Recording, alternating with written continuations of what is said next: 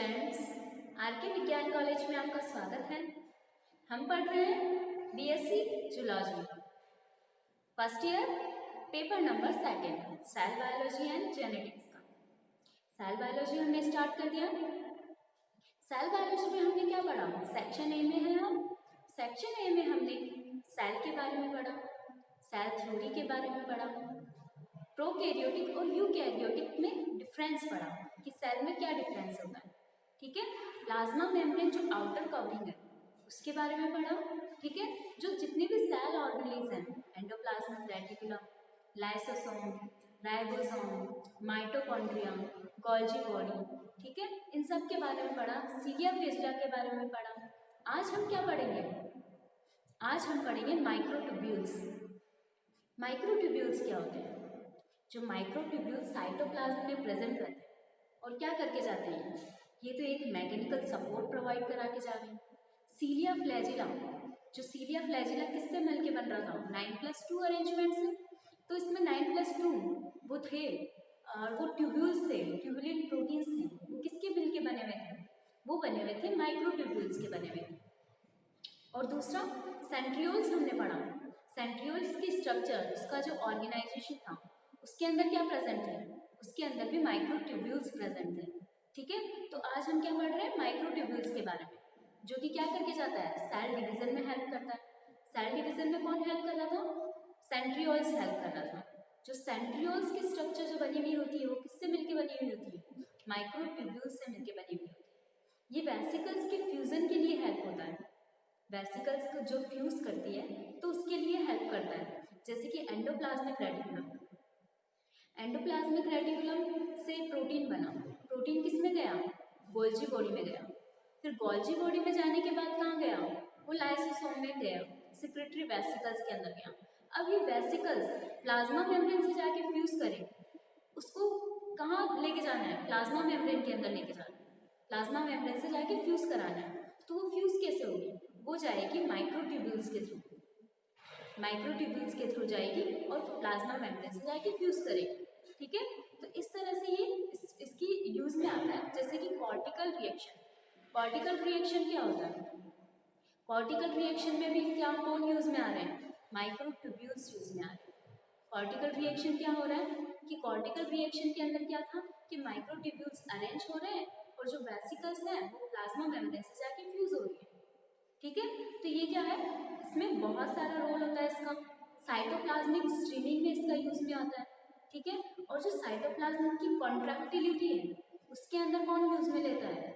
उसमें भी यूज में आता है, माइक्रोट्यूब्यूल्स का यूज में आता है। ठीक है, तो आज हम क्या पढ़ेंगे? माइक्रोट्यूब्यूल्स के बारे में पढ़ेंगे कि किसने इसको डिस्कवर किया, किसमें इसकी डिस्कवरी हुई। ठीक है, इसकी साइज क्या है, ये किस ऑर्गेनाइजेशन से मिलके बना हुआ है, इसके स्ट्रक्चर के बारे में हम आज पढ़ेंगे। ठीक है, तो माइक्रोट्यूब्यूल्स क्या है? माइक्रोट्यूब्यूल्स हमने बताया कि ये क्या प्रेजेंट होता है? सीलिया फ्लैजिला के अंदर प्रेजेंट होता है। ये सारे यूकैरियोटिक सेल्स के अंदर प्रेजेंट होता है। प्रोकैरियोटिक सेल्स के अंदर क्या होता है? माइक्रोट्यूब्यूल्स एब्सेंट होते हैं। यूकैरियोटिक सेल्स के अंदर क्या है? माइक्रोट्यूब्यूल्स प्रेजेंट होते हैं, लेकिन प्रोकैरियोटिक सेल्स के अंदर माइक्रोट्यूब्यूल्स एब्सेंट होते हैं। ठीक है, तो हम पढ़ेंगे कि इसकी अकरेंस क्या क्या है, कि ये कहाँ प्रेजेंट है, कहाँ एब्सेंट है, इसकी साइज क्या है, इसकी शेप क्या है, ये किन मोनोमर से मिलकर बना हुआ है, अल्फा ट्यूबुलिन क्या है और बीटा ट्यूबुलिन क्या है। ठीक है, पॉलीमराइजेशन क्या होता है और डीपॉलीमराइजेशन क्या होता है। ठीक है, तो आज हम स्टार्ट करते हैं माइक्रोट्यूब्यूल्स के बारे में। उसमें हम पहले देखते हैं कि हिस्ट्री, किसको किसने डिस्कवर किया। ठीक है, माइक्रोट्यूब्यूल्स में हम सबसे पहले क्या देखते हैं? हिस्ट्री देखते हैं कि इसे किसने डिस्कवर किया। तो इसको किसने डिस्कवर किया था? इसको डिस्कवर किया था डी रॉबर्टिस ने और फ्रेंच ने। किसने डिस्कवर किया था? सर्वप्रथम सर्वप्रथम 1953 में किसने डिस्कवर किया था इसको? डी रॉबर्टिस एंड फ्रेंची ने डिस्कवर किया था। किसने डिस्कवर किया था? डी रॉबर्टिस एंड फ्रेंची ने डिस्कवर किया था। फ्रेंच ने खोजा। किसने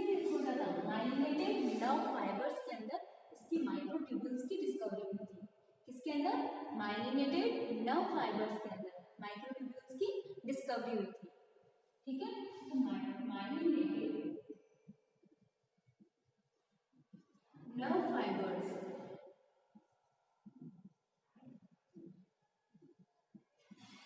नर्व फाइबर्स में माइक्रोट्यूब्यूल्स को खोजा गया।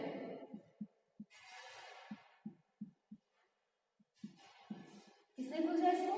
डी रॉबर्टिस एंड फ्रेंची ने खोजा। किसके अंदर खोजा? इसने खोजा था माइक्रो नर्व फाइबर्स के अंदर खोजा था, माइलिनेटेड नर्व फाइबर्स।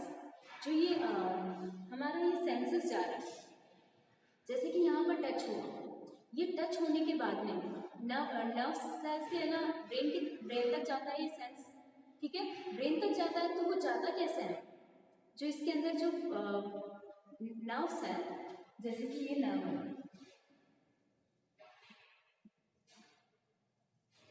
ठीक है, फिर बाद में यहाँ से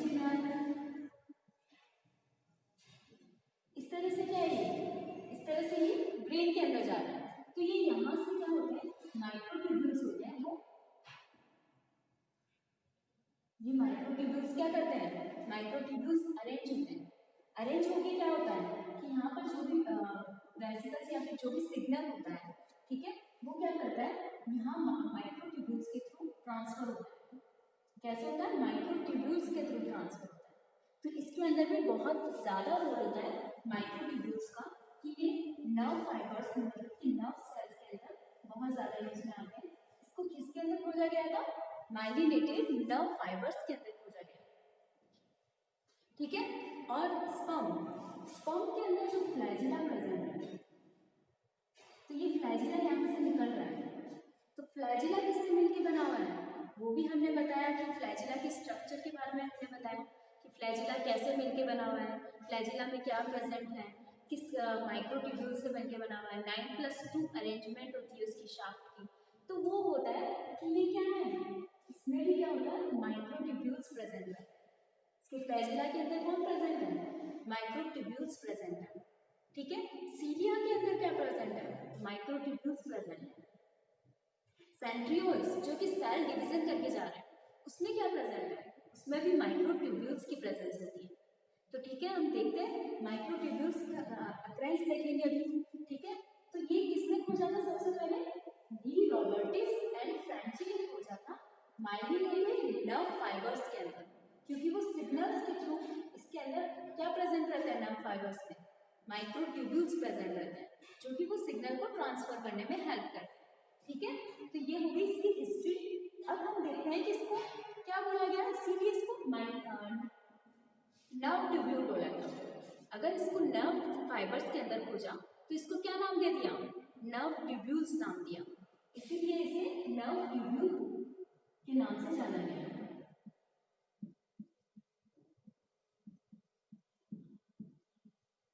नर्व ट्यूब्यूल के नाम से जाना गया।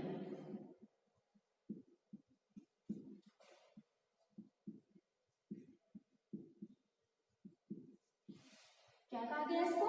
नर्व ट्यूब्यूल्स कहा गया। अब हम देखते हैं कि इसका डिस्ट्रीब्यूशन कहाँ है। ये यूकैरियोटिक सेल्स में प्रेजेंट है या प्रोकैरियोटिक सेल्स? किसमें प्रेजेंट होनी चाहिए? प्रोकैरियोटिक में प्रेजेंट होनी चाहिए, यूकैरियोटिक में?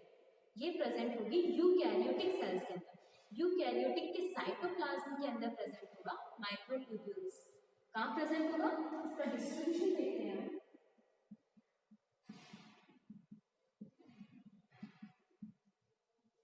डिस्ट्रीब्यूशन कहाँ होता है इसका? डिस्ट्रीब्यूशन होता है इसका यूकैरियोटिक सेल के अंदर,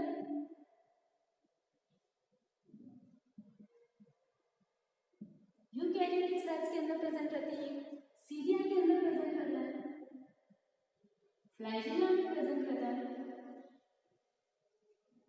सेंट्रियोल्स में प्रेजेंट रहता है। तो ये क्या है? माइक्रोट्यूब्यूल्स की प्रेजेंस है, डिस्ट्रीब्यूशन है कि ये कहाँ कहाँ प्रेजेंट रह सकते हैं।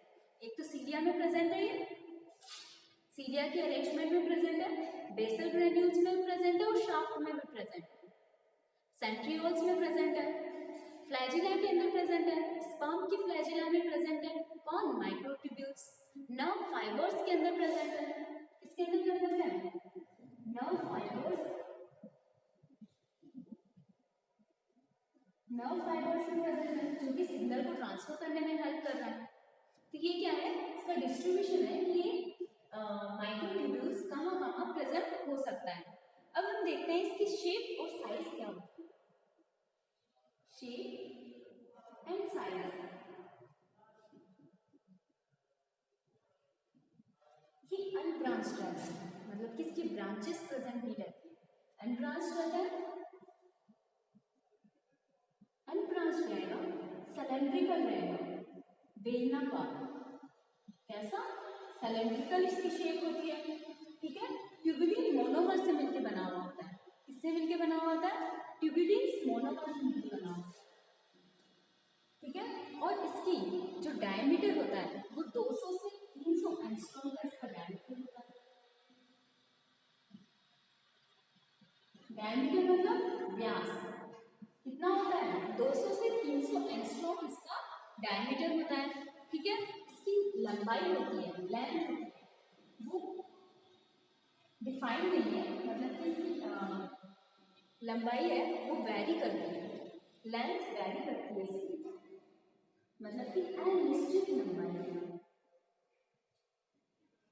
लेंथ क्या कर रही है इसकी, वैरी कर रही है, मतलब कि अनिश्चित लंबाई है, किसी में ज्यादा है किसी में कम है, ठीक है। तो ये हॉलो होता है, और क्या होता है, हॉलो होता है, अनब्रांच्ड होता है, सिलेंड्रिकल होता है, 200 से 300 एंगस्ट्रॉम्स का डायमीटर होता है, लेंथ वेरी करती है, ठीक है। तो ये इसका क्या है, डिस्ट्रीब्यूशन, और किससे मिलके बना होता है, अल्फा एंड बीटा ट्यूबुलिन से मिलके बना है, किससे मिलके बना है, अल्फा और बीटा ट्यूबुलिन से मिलकर बना है।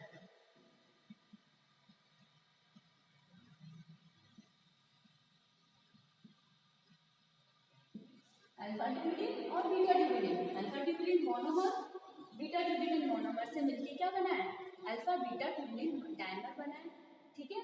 तो इसके बारे में ये इस तरह से इसकी अल्फा बीटा की एक चेन बनी है, जिसके अंदर पोलराइजेशन और डीपोलराइजेशन दोनों होता है। अब ये पोलराइजेशन क्या होता है और डीपोलराइजेशन क्या होता है, उसके बारे में भी हम अभी पढ़ेंगे। तो अभी तो हम क्या पढ़ रहे हैं, शेप और साइज इसकी, ठीक है, शेप क्या होती है और इसकी साइज क्या होती है। ये हॉलो रहते हैं, अनब्रांच रहते हैं, सिलेंड्रिकल स्ट्रक्चर रहती है, जो कि 13 प्रोटोफिलामेंट से मिलकर बने रहते हैं। किससे मिलकर बने रहते हैं, यह 13 कितने, 13 प्रोटोफिलामेंट से मिलकर बने रहते हैं, 13 प्रोटोफिलामेंट से मिलकर बने रहते हैं।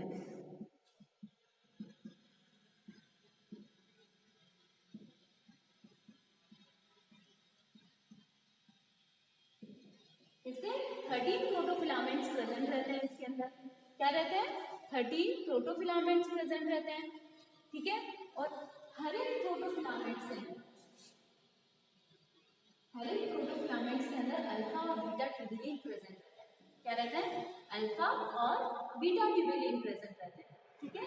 तो ये क्या है, इसके बारे में कुछ बताया है, सिलेंड्रिकल होते हैं, अनब्रांच्ड रहते हैं, 200 से 300 इसका डायमीटर होता है, हॉलो रहते हैं, ठीक है। और इसके अंदर अल्फा और बीटा ट्यूबुलिन प्रेजेंट रहते हैं, ठीक है, जो कि क्या कराने जा रहे हैं, क्या बना के जा रहे हैं, प्रोटोफिलामेंट बना के जा रहे हैं, क्या बना के जा रहे हैं, प्रोटोफिलामेंट बना के जा रहे हैं, ठीक है। और इसकी एक से साइज के एक ही साइज के होते हैं और बिल्कुल सीधे होते हैं, कैसे होते हैं, एक ही साइज के होंगे और बिल्कुल सीधे होंगे। तो हम इसका शॉर्ट फॉर्म में इसका डायग्राम देखते हैं, ये है इसका माइक्रोट्यूब्यूल्स, जो कि क्या है, सिलेंड्रिकल है, होलो है, और किससे मिलकर बना हुआ है, सिलेंड्रिकल है, होलो है, अनब्रांच्ड है, ब्रांचेस इसकी एब्सेंट रहती है, और क्या है इसके अंदर अल्फा और बीटा ट्यूबुलिन से मिलकर बना है, यहाँ पर अल्फा बीटा, अल्फा बीटा, इस तरह से कितने कितने मिलके बने हुए हैं, कितने हो गए 1 2 3 4 5 6 7 8 9 10 11 12 एंड 13, कितने 13 प्रोटोफिलामेंट्स, 13 कितने 13 ट्यूबुलिन से मिलके बने हुए हैं, अल्फा और बीटा 13 ट्यूबुलिन से मिलके बने हुए हैं और ट्यूब लाइक स्ट्रक्चर प्रेजेंट होती है।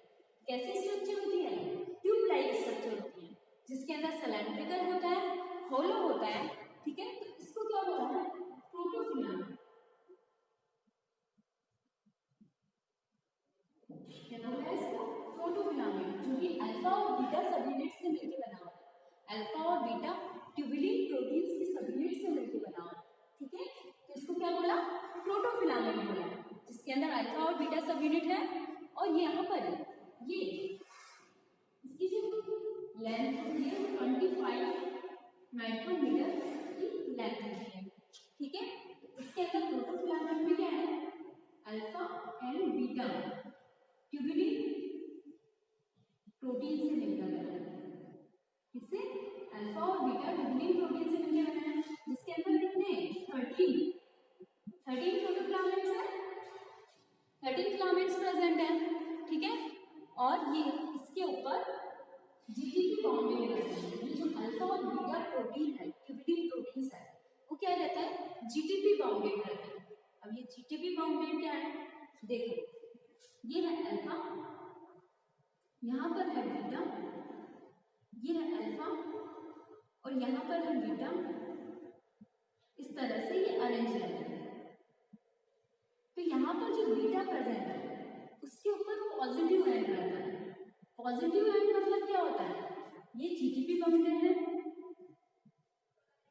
जीटीपी बाउंडेड है, और तो ये क्या करेगा, पॉजिटिव एंड का मतलब है यहाँ पर पॉलराइजेशन होगा, क्या होगा, पॉलराइजेशन, पॉलराइजेशन का मतलब क्या होता है, एक और ट्यूबुलिन यहाँ पर आके बाइंड कर सकता है, क्या कर सकता है, एक और इसका ट्यूबुलिन प्रोटीन है वो बाइंड कर सकता है, मतलब कि अल्फा बीटा इस तरह से ये अरेंज होता है। लेकिन यहाँ पर क्या है, अल्फा एंड, यहाँ पर माइनस एंड है, मतलब कि यहाँ पर क्या हो सकता है, डीपोलराइजेशन, क्या हो सकता है, डीपोलराइजेशन।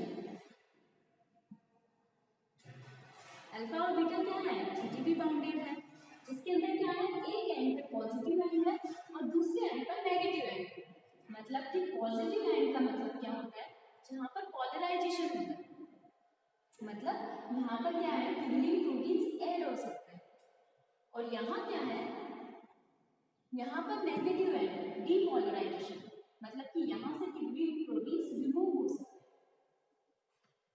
ठीक है। तो ये पोलराइजेशन और डीपोलराइजेशन होता है ट्यूबुलिन प्रोटीन्स के अंदर, माइक्रोट्यूब्यूल्स के अंदर, जिसके अंदर हमें क्या है कि अगर हमें ये फ्लैजिला बनाना है, ठीक है, फ्लैजिला बनाना है, तो यहाँ पर क्या है, यहाँ पर बेसिक रेडियस, यहाँ पर क्या है, यहाँ पर क्या, यहाँ पर पॉजिटिव है, यहाँ पर नेगेटिव है, ठीक है। तो यहाँ पर पॉजिटिव है, यहाँ पर नेगेटिव है, इस तरह से क्या है, ये माइक्रोट्यूब्यूल्स अरेंज है, और माइक्रोट्यूब्यूल्स अरेंजमेंट से क्या बन जाता है, ये बन जाता है, इसकी फ्लैजिला का फॉर्मेशन हो जाता है, क्या बन जाता है, फ्लैजिला का फॉर्मेशन हो जाता है। तो इसी तरह से क्या है, इस तरफ एक तरफ पॉजिटिव एंड है, पॉजिटिव एंड का मतलब है पॉलराइजेशन होना, नेगेटिव एंड का मतलब है डीपोलराइजेशन होना, मतलब कि ट्यूबुलिन प्रोटीन्स का रिमूव होना। तो ये क्या है, माइक्रोट्यूब्यूल्स के स्ट्रक्चर के बारे में है कि ये किस तरह से अरेंज रहता है, किस तरह से ये बाइंडिंग फॉर्म में रहता है, उसके बारे में बताया गया है, ठीक है। तो ये हो गया क्या, इसकी हिस्ट्री के बारे में। हिस्ट्री में हमने क्या पढ़ा, हिस्ट्री में हमने पढ़ा कि सर्वप्रथम 1953 के अंदर, इसमें 1953 के अंदर किसे खोजा, किसने खोजा, डी रॉबर्टिस ने और फ्रैंची ने माइलिनेटेड नर्व फाइबर सेल्स, किसके अंदर, माइलिनेटेड नर्व फाइबर्स के अंदर खोजा। अगर माइलिनेटेड नर्व फाइबर्स में से खोजा जा रहा है तो इसका नाम क्या दिया गया, इसका नाम दिया गया नर्व ट्यूब्यूल्स, क्योंकि ये नर्व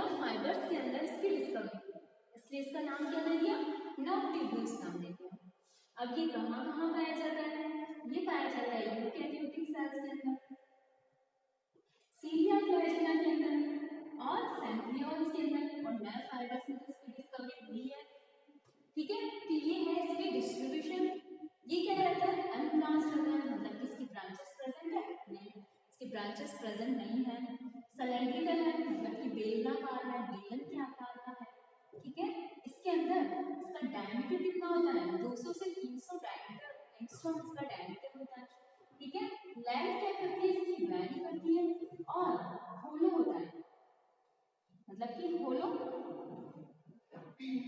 रहता है इसके अंदर, गैप रहता है बीच में। ठीक है, तो ये क्या है? होलो रहता है। अल्फा और बीटा ट्यूबुलिन से मिलके क्या बनाता है? प्रोटोफिलामेंट्स का फॉर्मेशन करता है। क्या बनता है? प्रोटोफिलामेंट्स से मिलकर बना होता है, जिसके अंदर अल्फा और बीटा ट्यूबुलिन प्रेजेंट रहते हैं। इसमें हम स्ट्रक्चर देखते हैं इसकी, तो ये है प्रोटोफिलामेंट, किससे मिलकर बना है? अल्फा और बीटा ट्यूबुलिन प्रोटीन से, अल्फा और बीटा ट्यूबुलिन प्रोटीन डालती है इसमें। ठीक है, 13 प्रोटोफिलामेंट से मिलकर बना हुआ है। और यहाँ पर क्या है? ये सिलेंड्रिकल स्ट्रक्चर है। ये तो क्या देखा है? इसका ट्रांसफर सेक्शन देखा है। यहाँ पर नीचे भी इसके इसी तरह से न्यू प्रेजेंट रहता है, मतलब कि सिलेंडर के ऊपर चारों तरफ इस तरह से अल्फा और बीटा ट्यूबुलिन, अल्फा और beta tubulin, alpha beta tubulin इस तरह से अरेंज रहते हैं। ठीक है, इस तरह से अरेंज रहते हैं।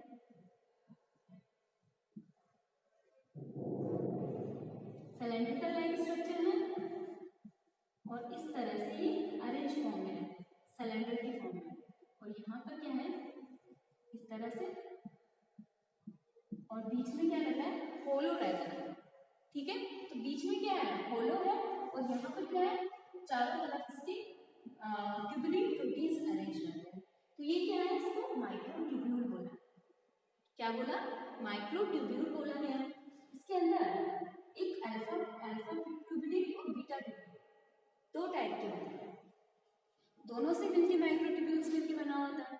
अगर अल्फा ट्यूबुलिन जीटीपी बाउंडेड रहते हैं, ठीक है, अगर यहाँ पर जीटीपी बाउंडेड है, यहाँ से क्या होगा कि ये अल्फा प्रोटीन है, यहाँ से रिमूव हो जाएगा। ठीक है, यहाँ पे मतलब कि यहाँ पे डीपोलराइजेशन हो जाएगा।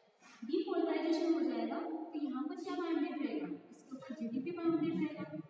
क्यों? क्योंकि जीटीपी हाइड्रोलाइज हो गया।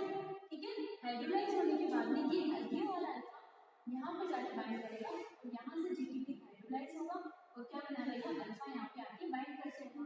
तो यहाँ पर क्या है? डीपोलराइजेशन की प्रोसेस चलती है, और यहाँ से पोलराइजेशन की प्रोसेस चलती है।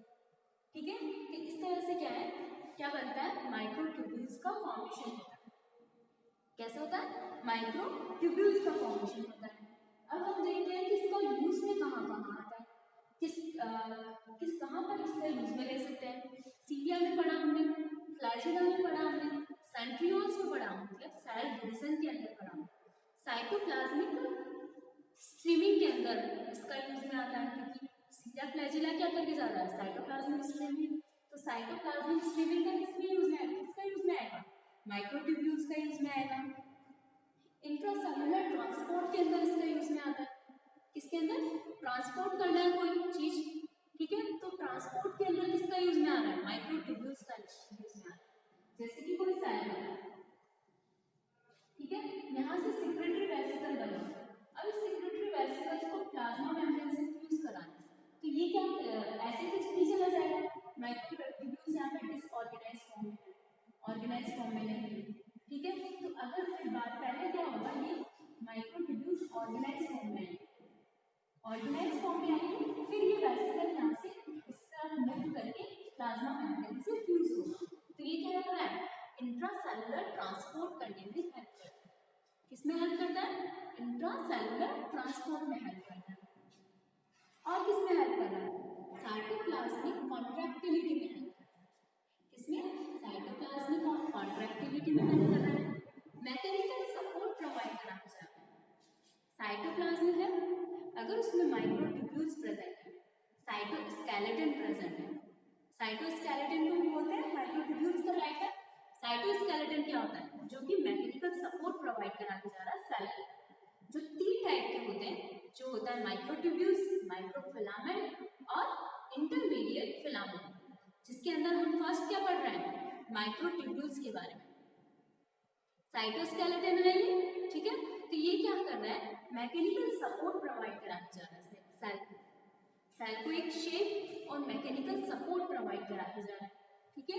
अगर सेल में अपोप्टोसिस की प्रोसेस होती है, हमने अपोप्टोसिस में पढ़ेंगे, अपोप्टोसिस क्या होता है, सेल डेथ होती है, सेल की डेथ होती है, ठीक है।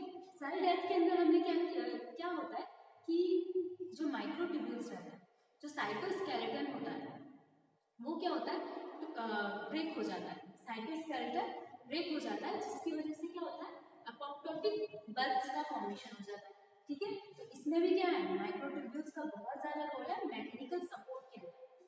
मैकेनिकल सपोर्ट प्रोवाइड कराते जा रहा है कौन, माइक्रोट्यूब्यूल्स, ठीक है। इस तरह से ये क्या है, इसके फंक्शंस। अब हम देखते हैं कि जो माइक्रोट्यूब्यूल्स हैं, इसको डिस्कवरी कहाँ हुई, मतलब कि 4 जगह पर इसको ज़्यादा देखा गया, मतलब कि माइक्रोट्यूब्यूल्स को 4 टाइप्स के अंदर इसका डिस्ट्रीब्यूशन किया गया, ठीक है। फर्स्ट हम देखते हैं अभी माइक्रोट्यूब्यूल्स में 4 क्लासेस के अंदर माइक्रोट्यूब्यूल्स को पहचाना गया, उसके बारे में हम पढ़ते हैं।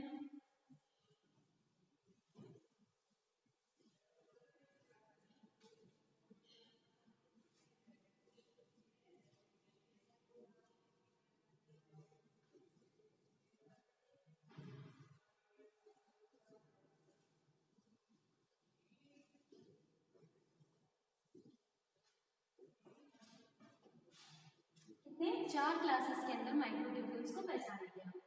माइक्रोट्यूब्यूल्स को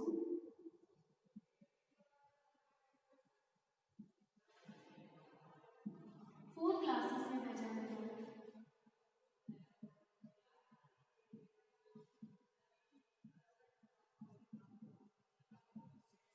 फर्स्ट क्या है, साइटोप्लाज्मिक मैट्रिक्स के अंदर, इसके अंदर साइटोप्लाज्मिक माइक्रोट्यूब्यूल्स, साइटोप्लाज्म के अंदर माइक्रोट्यूब्यूल्स प्रेजेंट है, उसमें क्या है, साइटोप्लाज्मिक माइक्रोट्यूब्यूल्स बोला है इसको।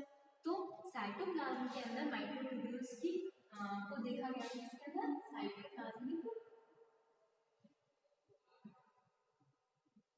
माइक्रोट्यूब्यूल्स जो बहुत सी में हेल्प कर रहा है, वेसिकल्स के ट्रांसपोर्ट करने में हेल्प कर रहा है, ठीक है, और भी बहुत सी चीजें में मैकेनिकल सपोर्ट के अंदर हेल्प कर रहा है, ठीक है।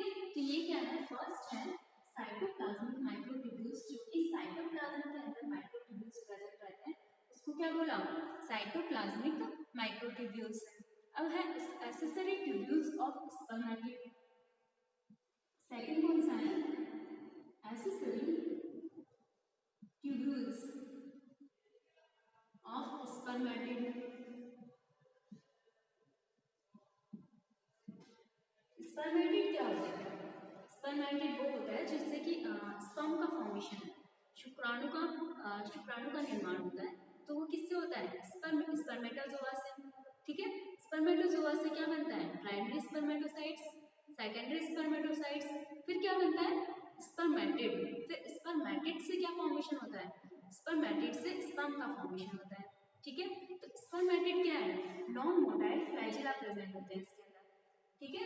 तो ये क्या है, एक्सेसरी ट्यूब्यूल्स ऑफ स्पर्मेटिड के अंदर क्या देखा गया, माइक्रोट्यूब्यूल्स को पहचाना गया। और central pair of the 9+2 complex, इसके अंदर and the central pair of 9+2 complex, जो सीलिया था, सीलिया किस अरेंज में था, 9+2 के अरेंज में था, जिसमें हमने क्या पढ़ा था, यहाँ पर 9 तो डबलेट प्रेजेंट होगी बाहर की तरफ, 3 4 5 6 7 8 और ये 9 क्या है, बाहर डबलेट प्रेजेंट है, जो सेंटर के अंदर 2 सिंगलेट प्रेजेंट है, जो कि ब्रिक से कनेक्ट है, उसके अंदर भी क्या देखा गया, माइक्रोट्यूब्यूल्स को देखा गया, मतलब कि ये किससे मिलके बना है, माइक्रोट्यूब्यूल्स से मिलके बने हुए हैं, ठीक है। तो ये किसमें देखा गया, इसमें लिखा हुआ है सेंट्रल पेयर ऑफ 9+2 कॉम्प्लेक्स और एक्सेसरी ट्यूब्यूल्स ऑफ स्पर्मेटिड, सारे ट्यूब्यूल्स ऑफ स्पर्मेटिड के अंदर देखा गया। अब बी ट्यूब्यूल्स में बीटा ट्यूब्यूल्स के अंदर देखा गया, ठीक है। और फोर्थ क्या है, ए ट्यूब्यूल्स, इसके अंदर ए ट्यूब्यूल्स के अंदर देखा गया माइक्रो ट्यूब्यूल्स को। तो ये क्या है, माइक्रो ट्यूब्यूल्स की क्लासेस है, साइटोप्लाज्मिक माइक्रो ट्यूब्यूल्स, सेकंड है स्पर्मेटिड के अंदर एस्फेरिक ट्यूब्यूल्स, थर्ड क्या है, और क्या है, central pair of 9+2 complex, third क्या है बी ट्यूब्यूल्स, और फोर्थ क्या है ए ट्यूब्यूल्स। ए ट्यूब्यूल्स कौन सा है, ए ट्यूब्यूल्स जो कि 9+2 में अरेंजमेंट्स प्रेजेंट है, ठीक है। उसके अंदर क्या था, एक तो मैंने बताया था एक ए ट्यूब्यूल है और एक बी ट्यूब्यूल है, मतलब कि जो डबलेट का नाम क्या दिया था, ए ट्यूब्यूल और बी ट्यूब्यूल। जो माइक्रो ट्यूब्यूल्स है वो ए ट्यूब्यूल के अंदर देखा गया, ठीक है, ए ट्यूब्यूल के अंदर देखा गया। और यहाँ पर क्या है बी ट्यूब्यूल, तो इसमें क्या है बी ट्यूब्यूल में देखा गया। और क्या है सेंट्रल पेयर के अंदर, सेंट्रल पेयर के अंदर जो माइक्रो ट्यूब्यूल्स प्रेजेंट है उसके अंदर माइक्रो ट्यूब्यूल्स को देखा गया, ठीक है। एस्फेरिक ट्यूब्यूल्स ऑफ स्पर्मेटिड्स के अंदर देखा गया, ठीक है, ठीक है। तो ये क्या है, सीलिया का 9+2 का अरेंजमेंट है, सीलिया की शाफ्ट जो प्रेजेंट थी उसके अंदर कौन सा अरेंजमेंट था, 9+2 का अरेंजमेंट था, ठीक है। उसके अंदर क्या देखा गया माइक्रो ट्यूब्यूल्स को। और कहाँ सेंट्रियोल्स के अंदर, सेंट्रियोल्स के अंदर भी कैसा था, 9+2 अरेंजमेंट था, 9+0 अरेंजमेंट था, ठीक है। सेंट्रियोल्स में कैसा था 9+0 का अरेंजमेंट था, जिसके अंदर सेंटर के अंदर माइक्रो ट्यूब्यूल्स प्रेजेंट नहीं था, जिसके अंदर सेंटर के अंदर हब प्रोटीन प्रेजेंट था, ठीक है। तो वो क्या है, सेंट्रियोल्स के बाहर जो पेरिफेरी पे ट्रिपलेट्स प्रेजेंट थे वो भी क्या थे, माइक्रो ट्यूब्यूल्स से मिलके बने थे, ठीक है। अब हम देखते हैं इसका केमिकल कंपोजिशन क्या है। केमिकल कंपोजिशन, केमिकल कंपोजिशन में तो सबसे बड़ी बात यही है कि इसके अंदर क्या है, ट्यूबुलिन प्रोटीन से मिलके बना हुआ है। किससे मिलके बना हुआ है, ये है ट्यूबुलिन प्रोटीन से मिलके बना है।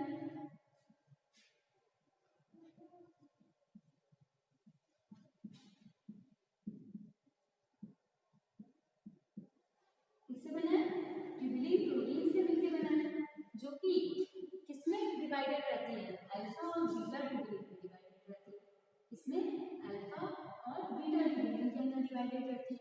तो ये क्या है, as a monomer, monomer form है। तो ये सारे बहुत सारे मोनोमर अल्फा और बीटा के सबयूनिट्स के हैं, तो ये बहुत सारे मोनोमर क्या करेंगे, आके बाइंड होंगे और क्या करेंगे, पॉलीमराइजेशन का फॉर्मेशन करेंगे, पॉलीमर फॉर्मेशन करेंगे, ठीक है। इससे इससे क्या बनेगा, इससे बनेगा माइक्रोट्यूब्यूल्स का फॉर्मेशन होगा, ठीक है। तो ये क्या है, माइक्रोट्यूब्यूल्स का फॉर्मेशन हो गया।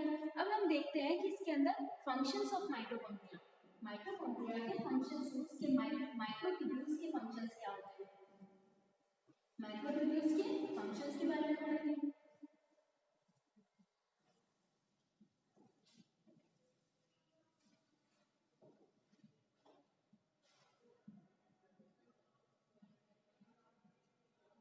फंक्शंस के अंदर फर्स्ट क्या है, ये मैकेनिकल सपोर्ट प्रोवाइड करना चाहता है,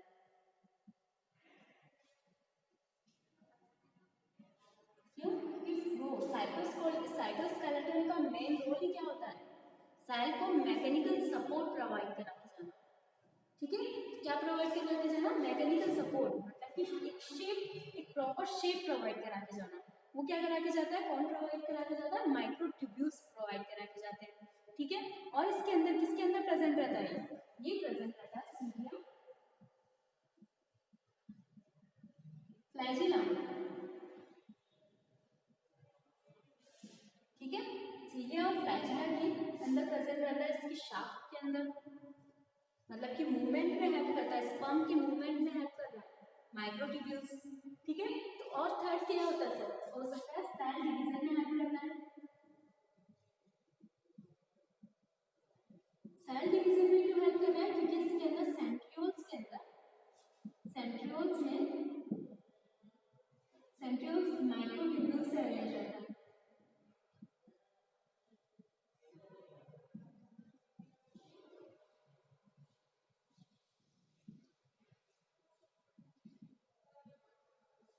कैसे जैसे माइक्रोट्यूब्यूल्स अरेंज रहता है कौन, सेंट्रियोल्स, तो ये किसके अंदर प्रेजेंट है, सेंट्रियोल्स के अंदर प्रेजेंट है। ये सर्कुलेशन और ट्रांसपोर्टेशन का वर्क करता है। फोर्थ क्या है, सर्कुलेशन एंड ट्रांसपोर्टेशन का वर्क करता है।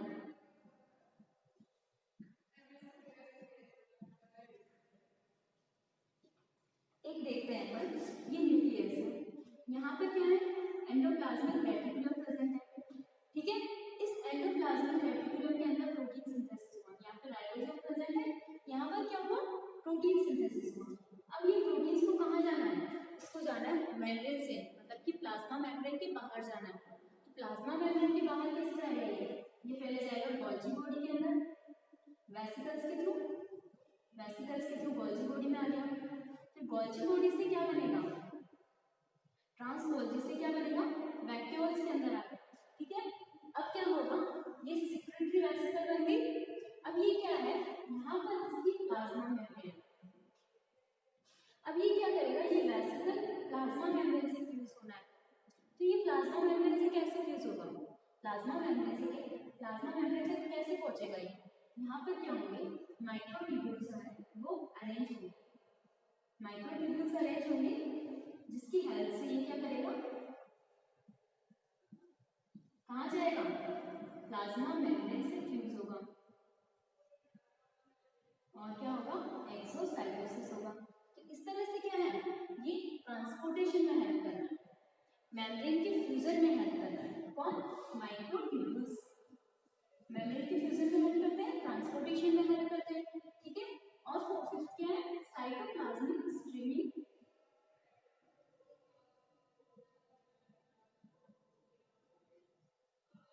साइटोप्लाज्मिक स्ट्रीमिंग, अगर सीलिया और फ्लैजेला के अंदर प्रेजेंट है तो ये क्या करेंगे, साइटोप्लाज्मिक स्ट्रीमिंग में हेल्प करेंगे, ठीक है। और इंट्रासेलुलर ट्रांसपोर्ट तो हो ही है, कौन सा, इंट्रासेलुलर ट्रांसपोर्ट,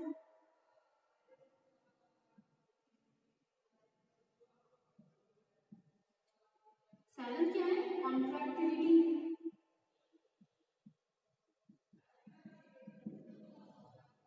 कौन हेल्प कर रहा है इसके अंदर, माइक्रोट्यूब्यूल्स के हेल्प कर रहे हैं, ठीक है। सेल डिफरेंशिएशन, सेल डिफरेंशिएशन में कौन हेल्प कर रहा है,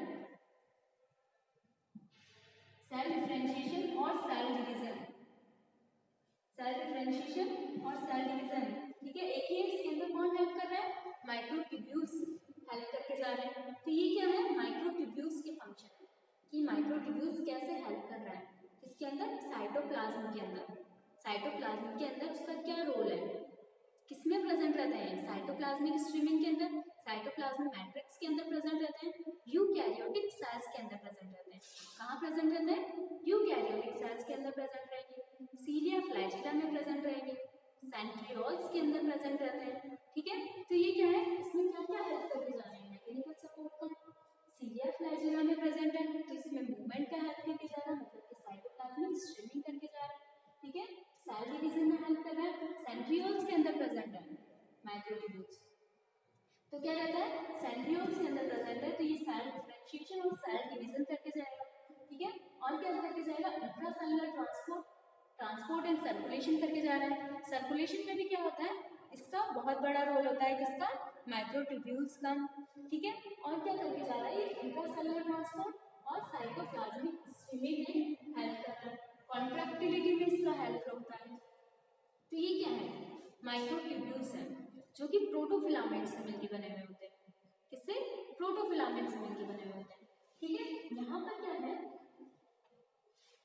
ये माइक्रोट्यूब्यूल बनता कैसे है, किस तरह से इसका फॉर्मेशन होता है, इसके बारे में कुछ पढ़ते हैं थोड़ा बहुत कि माइक्रोट्यूब्यूल्स कैसे बन रहा है। यहाँ पर क्या है, गामा ट्यूब्यूलिन एक प्रोटीन है, क्या है, गामा ट्यूब्यूलिन एक प्रोटीन है जिस जो कि फॉस्फोराइलेटेड होता है, किसके द्वारा, PLK प्रोटीन नाम का है जो कि क्या करके जा रहा है, गामा ट्यूब्यूलिन को फॉस्फोराइलेटेड करके जा रहा है। ये क्या करता है, ये जाता है और यहाँ पर एक गामा ट्यूब्यूलिन रिंग कॉम्प्लेक्स होता है, क्या प्रेजेंट होता है इसमें, गामा ट्यूब्यूलिन रिंग कॉम्प्लेक्स,